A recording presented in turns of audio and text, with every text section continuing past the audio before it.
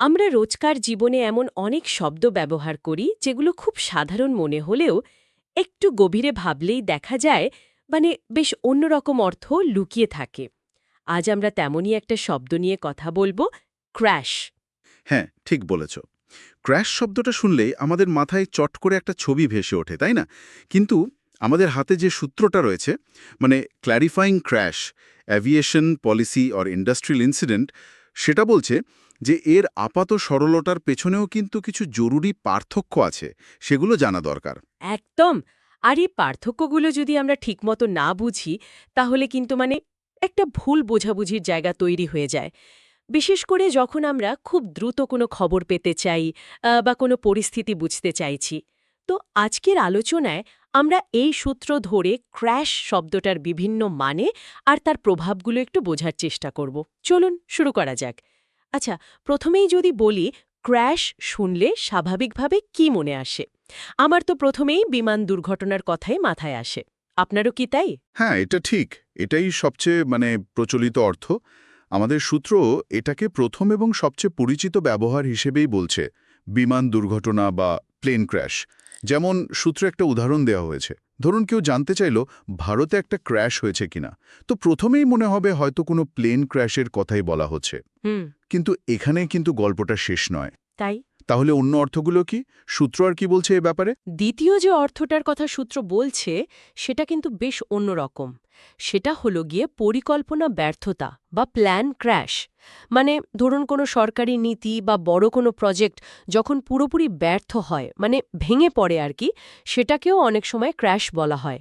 ও, plan crash. হ্যাঁ। এটা কিন্তু বিমান দুর্ঘটনার ধারণা থেকে একদম আলাদা। বাবা, আমি তো সত্যি এভাবে ভাবিনি কখনো।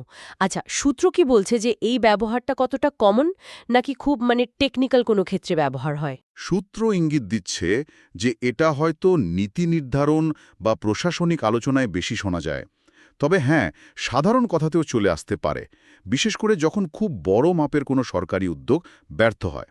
আর তৃতীয় আরেকটা অর্থ আছে, সেটা হলো শিল্প দুর্ঘটনা বা প্লান্ট ক্র্যাশ।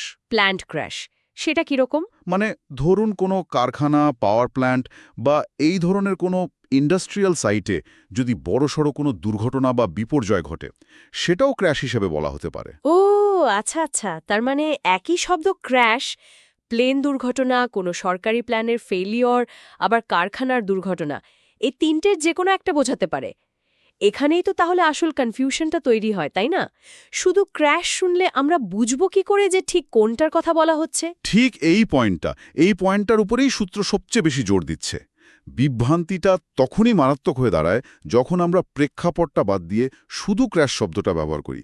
যেমন ধরুন ওই আগের উদাহরণটা, শুধু ক্র্যাশ ইন ইন্ডিয়া বললে হ্যাঁ। সেটা কি আকাশে ঘটা কোনো ট্র্যাজেডি, নাকি ধরুন কোনো ৫ বছরের পরিকল্পনার হঠাৎ থেমে যাওয়া, নাকি কোনো কারখানায় ঘটা দুর্ঘটনা, সেটা কিন্তু একদমই পরিষ্কার হয় না। আর এই যে অস্পষ্টতা, এর ফল কি হতে পারে? খুব কি গুরুতর কিছু? সূত্র কি বলছে এ নিয়ে? হ্যাঁ, সূত্র অনুযায়ী এর ফল কিন্তু বেশ গুরুতর হতে পারে।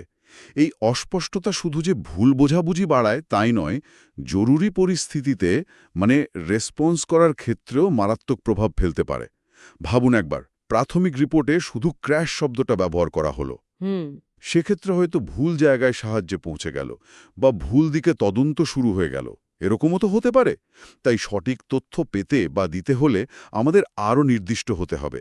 যেমন পরিষ্কার করে বলা plane crash, policy plan crash অথবা ইন্ডাস্ট্রিয়াল প্ল্যান ক্র্যাশ। তার ঠিকঠাক কমিউনিকেশন আর সঠিক তথ্য বোঝার জন্য শব্দের এই যে নির্দিষ্ট ব্যবহার, এটা আসলেই খুব জরুরি।